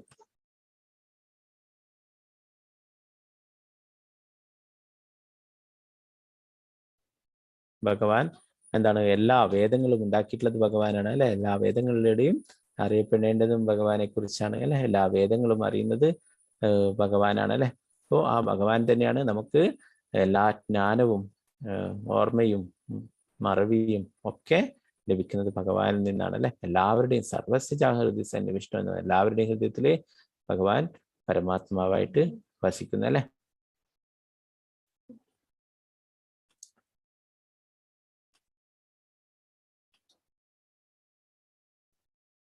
എപ്പോൾ ജീവാത്മാവ് ഭൗതിക ശക്തി ആസ്വദിക്കാൻ കാക്ഷിക്കുന്നുവോ അപ്പോൾ ഭഗവാൻ ജീവാത്മാക്കളെ വിസ്മൃതാവസ്ഥ എന്ന ഗൂഢതത്വത്തിൽ ആവരണം ചെയ്യും. നമ്മൾ എപ്പോഴാണോ ഭഗവാനെ മറന്ന് ജീവിക്കാനായിട്ട് നമ്മൾ ആഗ്രഹിക്കുന്നത്, അപ്പോഴ് ഭഗവാൻ എന്താണ് നമ്മളെ അങ്ങനെയുള്ള നമ്മുടെ ആഗ്രഹങ്ങൾ സഫലമാക്കി തരുന്നു അല്ലെ. നമ്മളൊക്കെ ഇപ്പോഴും ഇവിടെ ഈ ഭൗതിക ലോകത്തിൽ അല്ലെ ഇവിടെ കഴിയുന്നു. എന്തുകൊണ്ടാണ്? നമ്മൾ ആഗ്രഹിച്ചു ഭഗവാനെ ഇല്ലാതെ സ്വതന്ത്രനായിട്ട് നമുക്ക് ജീവിക്കണമെന്ന്. ഭഗവാനിൽ നിന്ന് വേർപെട്ടുകൊണ്ട് സ്വതന്ത്രനായിട്ട് ജീവിക്കാനായിട്ട് നമ്മൾ ആഗ്രഹിച്ചു. അതിന്റെ ഫലമായിട്ടാണ് ഇവിടേക്ക് നമ്മൾ എത്തിയിട്ടുള്ളത് അല്ലെ. ഇവിടെ എന്താണ് പറയാം, നമ്മുടെ ഇഷ്ടത്തിന് നമുക്ക് ഇഷ്ടം പോലെ ഇവിടെ ജീവിക്കാം അല്ലെ. ആരും നമ്മളെ നിയന്ത്രിക്കാനായിട്ടില്ല. അപ്പോൾ അതിന് പറ്റിയുള്ള സ്ഥലമാണ് ഇവിടെ ഈ ഭൗതിക ലോകം എന്ന് പറയുന്നത് അല്ലെ. നമ്മൾ ഇവിടെ എത്തിയപ്പോഴും നമുക്ക് മനസ്സിലായി ഇവിടം നമുക്ക് ശാശ്വതമായിട്ടുള്ള സ്ഥലമല്ല അല്ലെ. യഥാർത്ഥ ആനന്ദം ഇവിടെ ലഭിക്കില്ല അല്ലെ. ഭഗവാൻ തന്നെ ഭഗവത്ഗീതയിൽ നമുക്ക് പറഞ്ഞു തന്നല്ലേ, ദുഃഖാലയം അശാശ്വതം. ഈ ഭൗതിക ലോകത്തിന്റെ പേര് തന്നെ എന്താണ്? ദുഃഖാലയമാണ് അല്ലെ. ഈ ലോകത്തിൽ നമ്മൾ സുഖം അന്വേഷിച്ചു കഴിഞ്ഞാൽ യാതൊരു രീതിയിലും നമുക്ക് ലഭിക്കില്ല അല്ലെ. അതൊക്കെ അല്പകാലത്തേക്ക് മാത്രമുള്ള യഥാർത്ഥ ആനന്ദം എന്ന് പറയുന്നത് നമുക്ക് ഭഗവാനുമായി ചേർന്ന് നിൽക്കുമ്പോൾ മാത്രമാണ് അല്ലെ. ഭഗവത്ധാമത്തിൽ മാത്രമാണ് യഥാർത്ഥ ആനന്ദം ലഭിക്കുക. അപ്പൊ നമ്മളൊക്കെ അങ്ങനെ ആഗ്രഹിച്ചത് കൊണ്ട് നമ്മളെ ഇവിടെ എത്തിയല്ലേ. ഒരു ജയിലിൽ കുറ്റങ്ങൾ ചെയ്തു കഴിഞ്ഞാല് ജയിലിൽ പിടിച്ചിടും അല്ലെ. അവിടുന്ന് പരിവർത്തനം ഉണ്ടായിട്ട് പിന്നീട് പുറത്തേക്ക് വരും അല്ലെ. എന്നാൽ ഇന്നത്തെ ജയിലിലൊക്കെ പിടിച്ചിട്ട് കഴിഞ്ഞാല് ആ ക്രിമിനലുകളൊക്കെ കൂടുതൽ അവർ വേറെ ക്രിമിനലുകളായിട്ട് അസോസിയേറ്റ് ചെയ്തിട്ട് കൂടുതൽ അക്രമകാരികളായിട്ട് പുറത്തേക്ക് വരികയും അല്ലെ. ഇന്നത്തെ ജയിലുകൾ അതാണ് അവസ്ഥ അല്ലെ. എന്നാൽ നമ്മളെ ഇവിടെയൊക്കെ അയച്ചിട്ടുള്ളത് നമ്മൾ ആ തെറ്റ് മനസ്സിലാക്കിയിട്ട് തിരിച്ചു പോകാനായിട്ട്. ഭഗവാൻ ഇല്ലാതെ നമുക്ക് ഒരിക്കലും ശാശ്വതമായിട്ടുള്ള ആനന്ദം നമുക്ക് ലഭിക്കില്ല. ഭഗവാൻ ഇല്ലാതെ നമുക്ക് സന്തോഷിക്കാനായിട്ട് സാധിക്കില്ല അല്ലെ. എന്താണ്? ഭഗവാന്റെ അംശമാണ് നമ്മളൊക്കെ അല്ലെ. അപ്പൊ ആ ഭഗവാന്റെ സേവകനാണ്. അതാണ് യഥാർത്ഥം നമുക്ക് ആനന്ദം ലഭിക്കുന്ന വഴി. ഭഗവാന്റെ നിത്യ സേവനങ്ങൾ ചെയ്യുക എന്നുള്ളതാണ്. അതിനാണ് ചൈതന്യ മഹാപ്രഭു പറയുന്നത്. എന്താണ്? ഭൗതികമായിട്ടുള്ള യാതൊരു വസ്തുക്കളും വേണ്ട എന്ന് ചൈതന്യ മഹാപ്രഭു പറയുന്നു. നതനം ന ജനം ന സുന്ദരീം കവിതാം വാം ജഗദീശ കാമയെ മമ ജന്മനി ജന്മനീശ്വരി ഭവതാർ ഭക്തിർ അഹേതുകീത്. എനിക്ക് ധനമോ സുന്ദരിയായ സ്ത്രീകളിലോ ധാരാളം അനുയായികളിലോ അതൊന്നും എനിക്ക് താല്പര്യമില്ല. മമ ജന്മനി ജന്മനീശ്വരി, എനിക്ക് എത്ര ജന്മങ്ങൾ ഉണ്ടായാലും അതും ഒരു പ്രശ്നമല്ല. എന്തേ വേണ്ടൂ? മമ ജന്മനി ജന്മനീശ്വരെ ഭവതാർ ഭക്തിർ അഹേതുകി, അങ്ങയിൽ അഹേതുകമായ ഭക്തി ഉണ്ടായാൽ മാത്രം മതി എന്ന് പറഞ്ഞു. അപ്പോൾ ഒരു ഭക്തൻ യഥാർത്ഥത്തിൽ മോശം പോലും ആഗ്രഹിക്കില്ല അല്ലെ. അതും ഒരു ആഗ്രഹമായിട്ട് കണക്കാക്കും. അപ്പോൾ എന്താണ് യോഗികളൊക്കെ അവരൊക്കെ എല്ലാറ്റിൽ നിന്നും വിരക്തരായിട്ട് എല്ലാം ഉപേക്ഷിച്ചിട്ട് അവര് തപസ് ചെയ്യുന്ന അല്ലെ. എന്തിനു വേണ്ടിയിട്ടാണ്? അവര് ഭഗവാനുമായിട്ട് ഒന്നു ചേരാനായിട്ട്, കൂടിച്ചേരാനായിട്ട് അല്ലെ, ഭഗവാനിൽ ലയിച്ചു ചേരാനായിട്ടൊക്കെ ആഗ്രഹിച്ചുകൊണ്ടാണ് അവര് യോഗികളൊക്കെ തപസ് ചെയ്യുന്നത് അല്ലെ. അവരും അപ്പോൾ ആഗ്രഹം തന്നെയാണ്, അതും ഒരു ഭൗതികമായിട്ടുള്ള ആഗ്രഹം തന്നെയാണ് ഭഗവാനിൽ ലയിച്ചു ചേരുക എന്നാണ് അല്ലെ. ഭക്തന്മാരെന്നാലും ഭഗവാനിൽ ലയിച്ചു ചേരാൻ ആഗ്രഹിക്കുന്നുണ്ട് അല്ലെ. ഭഗവാന്റെ സേവനങ്ങൾ എപ്പോഴും ചെയ്യാൻ സാധിക്കണം. അതൊന്നു മാത്രമാണ് ഭക്തന്മാരുടെ പ്രാർത്ഥന. അതാണ് ചൈതന്യ മഹാപ്രഭു നമുക്ക് കാണിച്ചു തരുന്ന ഒരു ഭക്തൻ എങ്ങനെയായിരിക്കണം എന്നുള്ളത്. നമുക്ക് ഭൗതികമായിട്ടുള്ള ആഗ്രഹം അതിലായിരിക്കരുത് കൂടുതൽ ആഗ്രഹങ്ങൾ അല്ലെ. ആത്മീയമായിട്ടുള്ള പാതയിലായിരിക്കണം കൂടുതൽ ആഗ്രഹങ്ങൾ. അതാണ് പറയുന്നത്. എത്ര ജന്മങ്ങൾ ഉണ്ടാകുന്നതാണ്, മോശം പോലും ആഗ്രഹിക്കുന്നില്ല ഒരു ഭക്തൻ അല്ലെ. ഭക്തി ചെയ്യുമ്പോഴേ ആ മുക്തി അവരുടെ മുന്നിൽ കൂപ്പുകൈയുമായിട്ട് നിൽക്കുന്നു എന്ന് പറയുന്നു. ഒരു ദാസനായിട്ട് ആ മുക്തി നിൽക്കുന്നു ഭക്തന്റെ മുന്നിൽ എന്ന് പറയുന്നു. അപ്പോ ഇവിടെ ചൈതന്യ മഹാപ്രഭു പറയുന്നത് എത്ര ജന്മങ്ങൾ ഉണ്ടായാലും എന്തേ വേണ്ടൂ? അങ്ങയില് അഹേതുകമായ ഭക്തി ഉണ്ടായാൽ മാത്രം മതി. അപ്പൊ അങ്ങനെയാണ് നമ്മൾ പ്രാർത്ഥിക്കേണ്ടത് അല്ലെ. അപ്പൊ നമ്മൾ അങ്ങനെ ആഗ്രഹിച്ചത് കൊണ്ട് ഭഗവാൻ ഇവിടെ ഈ ഭൗതിക ലോകത്തിലേക്ക് നമ്മളെ അയച്ചു. ഇവിടെ നിന്ന് നമ്മൾ ഭഗവാൻ ഇല്ലാത്ത യഥാർത്ഥ സ്വാതന്ത്ര്യം നമുക്ക് ലഭിക്കുമോ, സന്തോഷം ലഭിക്കുമോ എന്ന് നമ്മൾ മനസ്സിലാക്കാനായിട്ട് ഇവിടെ അയച്ചല്ലേ. അപ്പൊ നമുക്ക് മനസ്സിലായി നമ്മൾ ചെയ്തിട്ടുള്ള തെറ്റാണെന്നല്ലേ. ഇനി എന്താ വേണ്ടത്? തിരിച്ച് നമുക്ക് ഭഗവാന്റെ അടുത്തേക്ക് തന്നെ പോവാൻ വേണ്ടിയിട്ടാണ് അല്ലെ. അപ്പോ ഭഗവാൻ നമ്മളെക്കാളും കൂടുതൽ ഭഗവാൻ ആഗ്രഹിക്കുന്നു നമ്മളൊക്കെ ഭഗവാന്റെ അടുത്തേക്ക് തിരിച്ചു പോവാനായിട്ട് അല്ലെ. അതിനാണ് എന്താണ് നമുക്ക് ഇങ്ങനെയുള്ള ആ ഗുരുക്കന്മാരും ആചാര്യന്മാരൊക്കെ നമ്മളെ അത് ഓർമ്മപ്പെടുത്താനായിട്ട്. നമ്മളൊക്കെ ഭഗവാനിൽ നിന്ന് വേർപെട്ടിട്ടാ ഉള്ളത് അല്ലെ. നമുക്ക് ആ യഥാർത്ഥ വീട് എന്ന് പറയുന്നത് ഭഗവത് ധാമത്തിലാണ് അല്ലെ. അവിടേക്കാണ് നമുക്ക് എത്തിച്ചേരേണ്ടത്. അത് നമ്മളെ ഓർമ്മിപ്പിക്കാനാണ് ശ്രീല പ്രഭുപാദരെ പോലുള്ള ആ ആചാര്യന്മാര് ഗുരുക്കന്മാരൊക്കെ നമ്മളൊക്കെ ഇങ്ങനെയുള്ള സന്ദേശങ്ങളൊക്കെ നമുക്ക് പകർന്നു തരുന്നത്. അപ്പൊ ഭഗവാൻ യാതൊന്നിനും എതിരല്ല അല്ലെ. നമ്മൾ എന്താണ് ആഗ്രഹിക്കുന്നത്? ഭഗവത്ഗീതയിൽ നമ്മൾ പഠിച്ചില്ലേ, യഥാമാം പ്രവർത്തന്തെ താം സദൈവ ഭജാമി. നമ്മൾ ഭഗവാനെ ഓർത്തുകൊണ്ട് ജീവിക്കാനായിട്ട് നമ്മൾ ആഗ്രഹിക്കുന്നുവോ, അപ്പൊ ഭഗവാൻ തന്നെ നമ്മളെ സഹായിക്കുന്നു എല്ലാ തരത്തിലും അല്ലെ. നമ്മൾ ആത്മാർത്ഥമായിട്ട് ആഗ്രഹിക്കുന്നുണ്ടെങ്കിൽ നമുക്ക് ആത്മീയമായിട്ടുള്ള പാതയിൽ മുന്നേറാനായിട്ടുള്ള എല്ലാ കാര്യങ്ങളും ഭഗവാൻ തന്നെ ചെയ്തു തരുന്നു.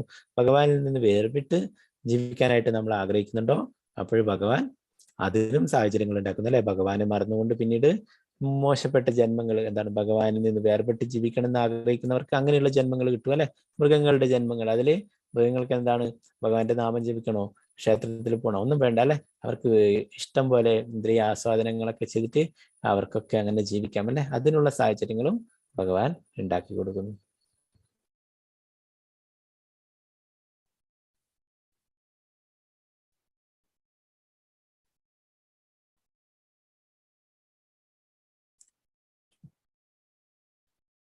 പിന്നെന്താണ് അടുത്ത ശ്ലോകത്തിൽ ഭഗവാന്റെ മായാശക്തിയെ കുറിച്ചിട്ട് പറയുന്നു അല്ലെ.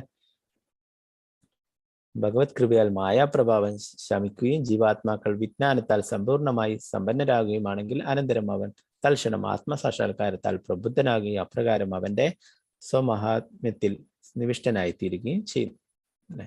അപ്പൊ ആ മായയുടെ സ്വാധീനത്തിലാണ് നമ്മളൊക്കെ ശരീരബോധത്തിൽ അല്ലെ, നമ്മൾ ഈ ശരീരമാണെന്ന അവസ്ഥയിലുള്ളത് അല്ലെ. നമ്മൾ എപ്പോഴാണ് ഭഗവാന്റെ അടുത്തേക്ക് തിരിയുന്നത്, അപ്പോഴ് നമുക്ക് ഭഗവാൻ ആ ആത്മസാക്ഷാത്കാരത്തിലേക്കുള്ള പാത നമുക്ക് തുറന്നു ലഭിക്കും അല്ലെ. അപ്പൊ നമ്മൾ ഭഗവാന്റെ നേരെ പുറംതിരിഞ്ഞ് നിന്നാൽ എന്താണ്, നമുക്ക് ഒരിക്കലും ഭഗവാന്റെ അടുത്തേക്ക് എത്താൻ സാധിക്കില്ല അല്ലെ. അപ്പൊ അങ്ങനെ ഭഗവാനാണ് ഇങ്ങനെയുള്ള ആചാര്യന്മാരെയും ഗുരുക്കന്മാരെയൊക്കെ നമ്മുടെ അടുത്തേക്ക് അയക്കുന്നത്.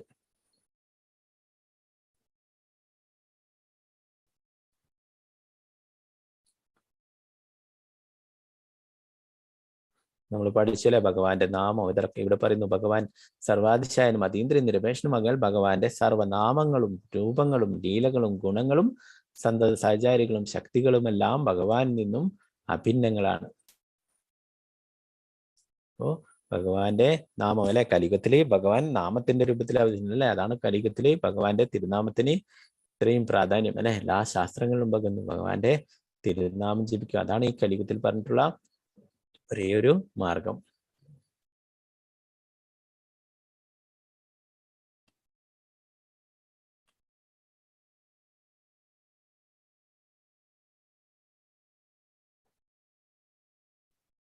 ഇവിടെ വൈദ്യുതിയുടെ ഉദാഹരണം പറയുന്നല്ലേ, വൈദ്യുതി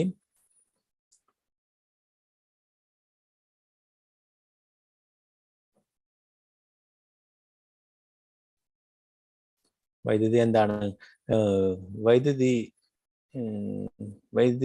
വൈദ്യുതി ശക്തിയുടെ ദൃഷ്ടാന്തം അത്യുത്തമ അനുയോജ്യമായ ക്രമീകരണത്തിലൂടെ മാത്രം വൈദ്യുതി വിദഗ്ധൻ ഒരേ വിദ്യുത് ശക്തിയെ ചൂടാക്കാനും തണുപ്പിക്കാനും വിനിയോഗിക്കുന്നു. അതേപോലെ ജന്മമരണ ആവർത്തന ചക്രത്തിൽ ജീവാത്മാക്കളെ സംഭ്രാന്തരാക്കുന്ന ബാഹ്യശക്തി ഭഗവത് ഇച്ഛയാൽ ആന്തരിക ശക്തിയായി രൂപാന്തരം പ്രാപിച്ച് ജീവാത്മാക്കളെ ശാശ്വത ജീവിതത്തിലേക്ക് നയിക്കുന്നു. അപ്രകാരം എപ്പോൾ ജീവാത്മാക്കൾക്ക് ഭഗവത് അനുഗ്രഹം ലഭിക്കുന്നുവോ അപ്പോൾ അവൻ ശാശ്വതമായ ആത്മീയ ജീവിതം ആസ്വദിക്കാനായി അവൻ്റെതായ ഉചിത വ്യവസ്ഥാപിത പദവിയിൽ നിവേശിക്കപ്പെടുന്നു അല്ലെ. ഒരേ വൈദ്യുതി തന്നെയാണ് നമുക്ക് ചൂടായിട്ടും തണുപ്പായിട്ടും ഒക്കെ ഉപയോഗിക്കാൻ പറ്റുന്ന അല്ലെ. നമ്മുടെ വീട്ടില് ഫ്രിഡ്ജായിട്ട് ഉപയോഗിക്കുന്നത്, അത് തണുപ്പിക്കുന്ന അല്ലെ. അതേസമയം അതേ വൈദ്യുതിനെ കൊണ്ട് തന്നെയാണ് ഹീറ്ററായിട്ട് അല്ലെ ചൂട് ഉണ്ടാക്കാനും അല്ലെ അതിനൊക്കെ ഉപയോഗിക്കുന്നത്.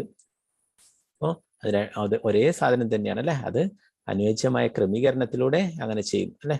ഇവിടെ പറയുന്നു ജന്മമരണ ആവർത്തന ചക്രത്തിൽ ജീവാത്മാക്കൾ സംഭ്രാന്തരാക്കുന്ന ബാഹ്യശക്തി അല്ലെ. ഭഗവാന്റെ 3 തരത്തിലുള്ള ശക്തി ഉണ്ട് അല്ലെ. എന്താണ്? ഒന്ന് ആന്തരിക ശക്തി അല്ലെ, പിന്നെ ഒന്ന് തടസ്ഥ ശക്തി. തടസ്ഥ ശക്തിയാണ് നമ്മളൊക്കെ, ജീവാത്മാക്കളൊക്കെ. പിന്നെ ആന്തരിക ശക്തി, തടസ്ഥ ശക്തി, പിന്നെ ബാഹ്യശക്തി അല്ലെ. ബാഹ്യശക്തിയാണ് ഈ ഭൗതികമായിട്ടുള്ള ലോകം മായ എന്നൊക്കെ. അപ്പൊ നമ്മൾ രണ്ട് സ്ഥലത്തേക്കും പോകാം അല്ലെ. നമ്മളവിടെ അതിന്റെ മിഡിലാ ഉള്ളേ. ഭഗവാന്റെ അടുത്തേക്ക് നമ്മൾ ഭക്തി സേവനങ്ങളൊക്കെ ചെയ്തിട്ട് എന്താണ് ഭഗവാനിൽ പൂർണ്ണ വിശ്വാസം അർപ്പിച്ചാൽ നമുക്ക് ഭഗവാന്റെ ആന്തരംഗ ശക്തി നമ്മളെ സഹായിക്കുന്നു. അല്ല, നമ്മള് മായയിൽ പെട്ടിട്ട് നമ്മൾ ഭൗതികമായിട്ടുള്ള കാര്യങ്ങളൊക്കെ ആസ്വദിക്കുമ്പോൾ നമ്മളെ ഭഗവാന്റെ ബാഹ്യശക്തി അത് നമ്മളെ സ്വാധീനിക്കുന്നു അല്ലെ. ഇവിടെ പറയുന്നത് ഭഗവത് ഇച്ഛയാൽ ആന്തരിക ശക്തിയായി ബാഹ്യശക്തി ഭഗവത് ഇച്ഛയാൽ ആന്തരിക ശക്തിയായി രൂപാന്തരം പ്രാപിച്ച് ജീവാത്മാക്കളെ ശാശ്വത ജീവിതത്തിലേക്ക് നയിക്കുന്നു.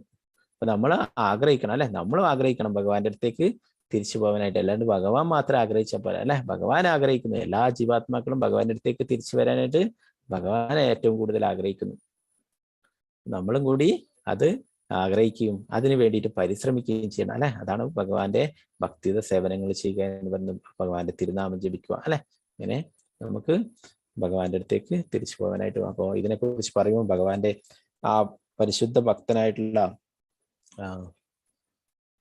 കൊലബേജ ശ്രീധർ ഭഗവാന്റെ പരിശുദ്ധ ഭക്തനായിരുന്നു.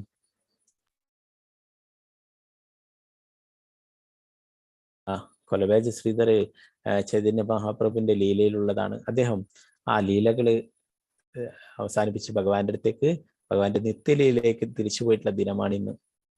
അപ്പൊ ആ കൊലബേജ ശ്രീധര എന്ന് പറയുന്നത് കൃഷ്ണലീലയിൽ കുസുമസവ എന്ന ഒരു ഗോപനാണ്. ഭഗവാന്റെ പ്രിയപ്പെട്ട 12 ഗോപന്മാരിൽ ഒരു ഗോപനാണ് കൊലബേജ ശ്രീധര. കുസുമസവ എന്ന പേരിൽ ആ കൃഷ്ണലീലയിൽ ഉണ്ടായിരുന്നു. നമുക്കറിയാം ശ്രീകൃഷ്ണ ചൈതന്യ മഹാപ്രഭു സാക്ഷാൽ കൃഷ്ണൻ തന്നെയാണ് അല്ലെ കലിയുഗത്തിൽ അവതരിച്ചിട്ടുള്ളത്. അപ്പോൾ ഇവിടെ കൊലബേജ ശ്രീധരനായിട്ട് ആ കുസുമസഭയും വരികയുണ്ടായി. അപ്പോ ഭഗവാന്റെ കൂടെ ആ ചൈതന്യ മഹാപ്രഭുവിന്റെ കൂടെ അനേകം ലീലകള് ചെയ്തിട്ടുണ്ടായിരുന്നു. ചൈതന്യ മഹാപ്രഭു നിമായി പണ്ഡിതായിരിക്കുന്ന കാലഘട്ടത്തിൽ ആദ്യത്തെ കാലഘട്ടങ്ങളിൽ സന്യാസം ഒന്നും എടുക്കുന്നതിന്റെ മുന്നേ എല്ലാ ദിവസവും ഈ കൊലബേജ ശ്രീധരന്റെ അവിടെ കടയിലേക്ക് പോകുമായിരുന്നു. അവിടെ ഒരു ചെറിയ ഒരു എന്താ പറയാ ഷോപ്പെന്നൊന്നും പറയാൻ പറ്റില്ല, വാഴയുടെ പലതരത്തിലുള്ള ഉൽപ്പന്നങ്ങളൊക്കെ വിൽക്കുന്ന ഒരു ചെറിയൊരു കട.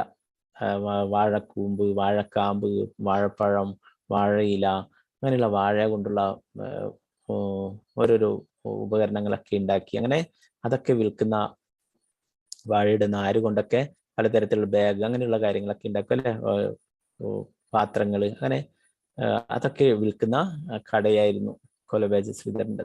അപ്പോൾ എല്ലാവർക്കും ലാഭമൊന്നും എടുക്കാത്ത അത്രയും ചെറിയ വിലക്കായിരുന്നു എല്ലാ ഉൽപ്പന്നങ്ങളും വിറ്റിരുന്നത്. അത് കിട്ടുന്ന വരുമാനം കൊണ്ട് പകുതി കൊണ്ട് ഗംഗാ പൂജയൊക്കെ ചെയ്യും, ഗംഗാ ദേവിക്ക് പൂജ ചെയ്യും. പിന്നെയോ പകുതി പൈസ തൻ്റെ ആവശ്യങ്ങൾക്ക് മാത്രമായിട്ട് ഉപയോഗിക്കുമായിരുന്നു. അപ്പൊ അങ്ങനെ എല്ലാവർക്കും അറിയാം സത്യസന്ധനാണ്, അത്ര മാത്രമേ ലാഭമൊക്കെ എടുക്കുള്ളൂ എന്ന്. അപ്പൊ അത് എല്ലാവർക്കും അദ്ദേഹത്തെ വളരെ ഇഷ്ടമായിരുന്നു. അപ്പോൾ ആ ചൈതന്യ മഹാപ്രഭു അവിടെ എപ്പോഴും പോകുമായിരുന്നു. അപ്പോൾ ശ്രീധരൻ്റെ അടുത്ത് പോയിട്ട് കുറെ കാര്യങ്ങളൊക്കെ സംസാരിക്കും. അവസാനം ഇതൊക്കെ എനിക്ക് പകുതി പൈസക്ക് വേണമെന്നൊക്കെ പറയും. പഴവും മറ്റൊക്കെ എടുത്തിട്ട് പകുതി പൈസക്ക് വേണമെന്ന് പറയും. അപ്പൊ പറയും ഇല്ല, ഇത് എനിക്ക് ഗംഗ പൂജ ചെയ്യാനാണുള്ളതൊക്കെ പറയും.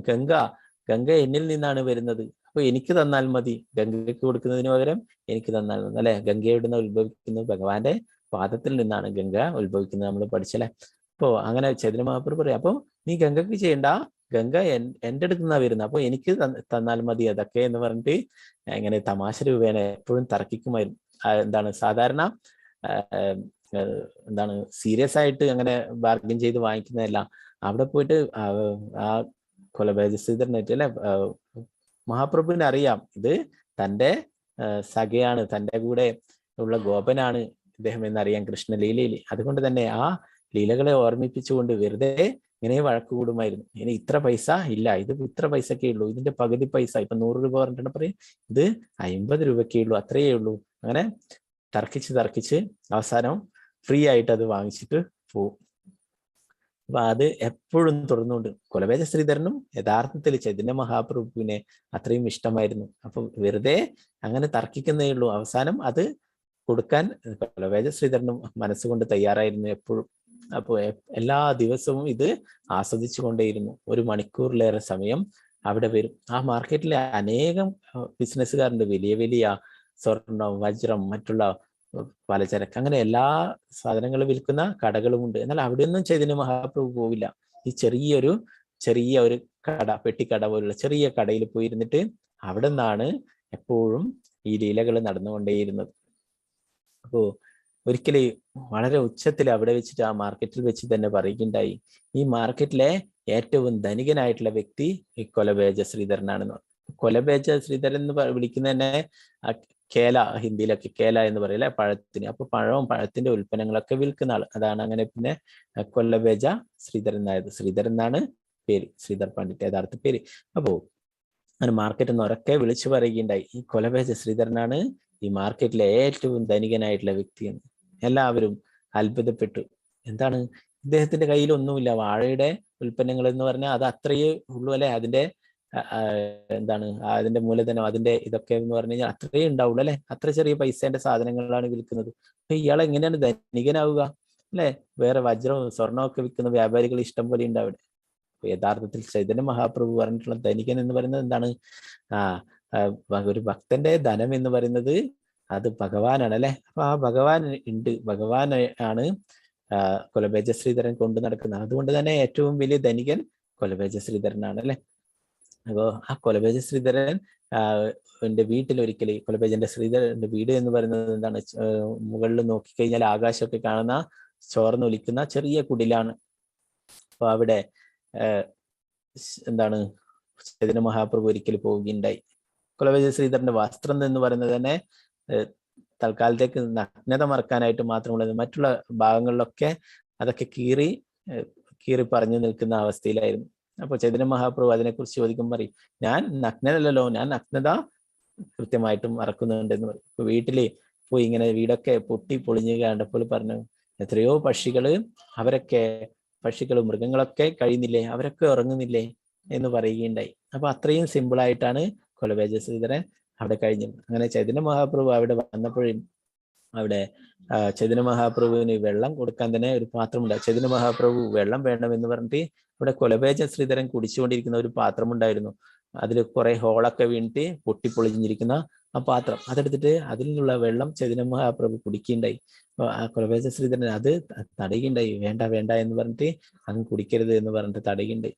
അപ്പോ ആ ചൈതന്യ മഹാപ്രഭു അത്രയും കൊലബേജ ശ്രീധരൻ എന്താണ് അത്രയും ദരിദ്ര അവസ്ഥയിലായിരുന്നു അല്ലെ. എന്നാലേ ഈ ഭൗതികമായിട്ട് കാണുന്ന ആൾക്കാർക്ക് മാത്രമേ ദരിദ്രനായിട്ടുള്ളൂ അല്ലെ. അല്ല ആത്മീയമായിട്ട് നേരത്തെ പറഞ്ഞില്ലേ ഇത് ആത്മീയമായിട്ടുള്ള ഉന്നതിയെ കുറിച്ച്. അപ്പോൾ ആത്മീയമായിട്ട് പരിപൂർണനായിരുന്നു അല്ലെ. ഭഗവാനാണ് എപ്പോഴും ഹൃദയത്തിലും മനസ്സിലും എപ്പോഴും ഭഗവാനെ കുറിച്ചുള്ള ചിന്തകളുമായിട്ടാണ് അല്ലെ. എപ്പോഴും ഭഗവാനുമായിട്ട് അസോസിയേറ്റ് ചെയ്യുന്നു. അപ്പോൾ ഇതിൽ പരം വേറെ ഭാഗ്യം എന്താണ് വേണ്ടതല്ലേ. അപ്പോൾ ഏറ്റവും ഉയർന്ന ധനികനാണെന്ന് പറഞ്ഞത് അതുകൊണ്ട് തന്നെയാണ്. ആത്മീയമായിട്ട് ഏറ്റവും ഉയർന്ന തലത്തിലാണുള്ളത്. എപ്പോഴും ഭഗവാനുമായിട്ട് എപ്പോഴും അസോസിയേറ്റ് ചെയ്യുന്നു, ഭഗവാന് സേവനങ്ങൾ ചെയ്യുന്നു അല്ലെ. ഭഗവാൻ ഒരു തരത്തില് എന്താണ് ആ കൃഷ്ണലീലയിലുള്ള ലീലകളെ ഓർമ്മിപ്പിക്കുന്നവര് ഇവിടെ ഭഗവാൻ ആ ഗോപന്മാരുമായിട്ട് തർക്കങ്ങളൊക്കെ ചെയ്യും അല്ലെ, അടികൂടും അങ്ങനെയൊക്കെയാണ്. അതുപോലെ ഇവിടെ ആ കൃഷ്ണലീലയിൽ നടന്നിട്ടുള്ള കാര്യങ്ങളൊക്കെ ഇവിടെ ചൈതന്യ മഹാപ്രഭു ആവർത്തിക്കുകയാണ് ചെയ്തിട്ടുണ്ടായിരുന്നത്. പിന്നീട് ആ കൊലബേജ ശ്രീധരനെ ഭഗവാന്റെ രൂപം കാണിച്ചു കൊടുക്കുകയുണ്ടായി. കൃഷ്ണ ബലരാമന്മാരായിട്ട് മഹാപ്രഭു തന്നെ ആ കൊലബേജ ശ്രീധരന് ദർശനം നൽകുകയുണ്ടായി. കൊലബേജ ശ്രീധരനോട് നിനക്ക് എന്തെങ്കിലും ആവശ്യപ്പെടാനായിട്ട് വരങ്ങൾ വേണോ, എന്തെങ്കിലും ചോദിച്ചോളൂ, നിനക്ക് എന്താണ് വേണ്ടത് എന്നൊക്കെ ചോദിച്ചപ്പോഴേ കൊലബേജ ശ്രീധരൻ എന്താണ് പറഞ്ഞിട്ടുള്ളതെന്ന് അറിയോ? എന്താണ് ഒന്നുകിൽ എനിക്ക് വലിയ ഈ ചോർന്നൊലിക്കുന്ന വീടൊക്കെ മാറ്റി വലിയ വീട് വേണം, അല്ലെ എനിക്ക് ഈ ചെറിയ പെട്ടിക്കടയൊക്കെ ഇടിച്ചു നിരത്തിയിട്ട് വലിയ ഷോപ്പ് എടുക്കണോ, അങ്ങനെയൊന്നല്ല പറഞ്ഞത്. എനിക്ക് എന്താ പറഞ്ഞത്, എനിക്കിനി എത്ര ജന്മങ്ങളുണ്ടോ അതിലൊക്കെ എനിക്ക് ഈ കൊലബേജ ശ്രീധരനായിട്ട് ഇതേ അവസ്ഥയിൽ വന്നാൽ മതി. അങ്ങ് എപ്പോഴും മഹാപ്രഭുവായിട്ട് എൻ്റെ കൂടെ തന്നെ എപ്പോഴും ഈ ചെയ്ത പോലുള്ള ലീലകൾ ചെയ്യാനായിട്ട് എനിക്ക് സാധിക്കണം, അത്രയും എനിക്ക് ആഗ്രഹമുള്ളെന്ന് പറഞ്ഞു. അപ്പൊ വേറെ ഒന്നും ചോദിച്ചില്ല. അതാണ് ആ ആത്മീയമായിട്ട് ഉയർന്ന തലത്തിലുള്ള അവരെ ആവശ്യപ്പെടുന്നത് അല്ലെ. നമ്മൾ പഠിച്ചു ധ്രുവ മഹാരാജാവായാലും ഭക്തപ്രഹ്ലാദനായാലും അവരൊന്നും ഭൗതികമായിട്ടുള്ള വസ്തുക്കളൊന്നും ചോദിച്ചില്ല ഭഗവാനോട് അല്ലെ. ധ്രുവൻ അതിനായിട്ടാണ് കാട്ടിലേക്ക് പോയതെങ്കിലും പിന്നീട് ഭഗവാനെ കണ്ടപ്പോൾ അതൊക്കെ മറന്നു അല്ലെ. അപ്പൊ അതുപോലെ നമ്മളും എന്താണ്, നമ്മൾ നിസ്സാരമായിട്ടുള്ള ഭൗതികമായിട്ടുള്ള വസ്തുക്കൾക്ക് വേണ്ടി നമ്മൾ ഭഗവാന്റെ അടുത്ത് ആവശ്യപ്പെടേണ്ട ആവശ്യമില്ല അല്ലെ. നമ്മളൊരു ലിസ്റ്റൊക്കെ ആയിട്ട് അമ്പലത്തിൽ പോയിട്ട് എനിക്ക് അത് വേണം ഇത് വേണം അല്ലെ, നമ്മൾ പറഞ്ഞിട്ട് വേണ്ട ഭഗവാനെ അറിയാനായിട്ടല്ലേ. നമ്മുടെ എല്ലാവരുടെ ഹൃദയത്തിലും പരമാത്മാവായിട്ട് ഭഗവാനുണ്ട്. ആ ഭഗവാൻ അറിയാം നമുക്ക് എന്തൊക്കെ വേണം എന്നല്ലേ. നമുക്ക് നാശത്തിനായിട്ടുള്ളതൊന്നും ഭഗവാൻ നമുക്ക് അനുവദിച്ചു തരില്ല. നമ്മുടെ ഉന്നതിക്ക് വേണ്ടിയിട്ട് ആത്മീയമായിട്ടുള്ള ഉന്നതിക്ക് വേണ്ടുന്നതൊക്കെ ഭഗവാൻ നൽകുക അല്ലെ. നമ്മൾ ഭഗവത്ഗീത പഠിച്ച അനന്യ ചിന്ത എന്തോ മാം യജന പരിഭാസത്തെ തേഷാം നിത്യാഭിയുക്താനം യോഗക്ഷേമം വഹാമ്യഹം. ഭഗവാൻ തന്നെ ഞാൻ തന്നെ വഹിക്കും എന്ന് ഭഗവാൻ ഉറപ്പ് തരുന്ന അല്ലെ. അങ്ങനെ കൊലബേജ ശ്രീധരനെ എല്ലാ തരത്തിലും ഭഗവാന്റെ ആ പ്രിയ മിത്രമായിരുന്നു. കൃഷ്ണലീലയിലുള്ള അതേ ലീലകളെ ഓർമ്മിപ്പിക്കുമാർ ചൈതന്യ മഹാപ്രഭു ആ കൊലബേജ ശ്രീധരനുമായിട്ട് അങ്ങനെ ലീലകളെ ചെയ്യുകയുണ്ടായി. അപ്പൊ ആ കൊലബേജ ശ്രീധരൻ ഭഗവാന്റെ നിത്യലീലയിലേക്ക് തിരിച്ചു പോയിട്ടുള്ള ആ ദിനമാണ് ഇന്ന്. അപ്പൊ നമ്മൾ അങ്ങനെയുള്ള ആ ഭഗവാന്റെ പ്രിയ ഭക്തന്മാരല്ലേ, ഭഗവാന്റെ ഗോപനാണ്, സ്വന്തം പ്രിയപ്പെട്ട ഗോപനാണ് ഭഗവാന്റെ ലീലയിലുള്ള. അപ്പൊ അങ്ങനെയുള്ള അവരെ നമ്മൾ ഓർമ്മിക്കുകയും അവരുടെ കാരുണ്യത്തിനായിട്ട് നമുക്ക് പ്രാർത്ഥിക്കുകയും ചെയ്യും. ഹരേ കൃഷ്ണ കൃഷ്ണ കൃഷ്ണ ഹരേ ഹരേ, ഹരേ രാമ രാമ രാമ ഹരേ ഹരേ. ശ്രീ പ്രഭുപാദ് കി ജയ്, ഗുരു മഹാരാജ് കി ജയ്.